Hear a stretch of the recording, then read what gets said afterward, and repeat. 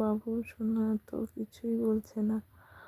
বাপন দাদা, দীপা ও স্বপন দাদা আমাকে এই ছি তুমি বাজে, কি বলবো আর বলো।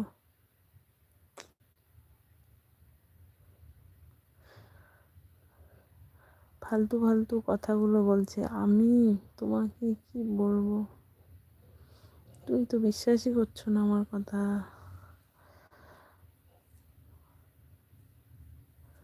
আমি তো তোমাকে বললাম কালকে ফোন করো, ঠিক আছে? তুমি তুমি বুঝতেই পারছো না বাবু সোনা। আমি তাহলে এলবিটা কেটে দিই, আমার আর ভালো লাগে না।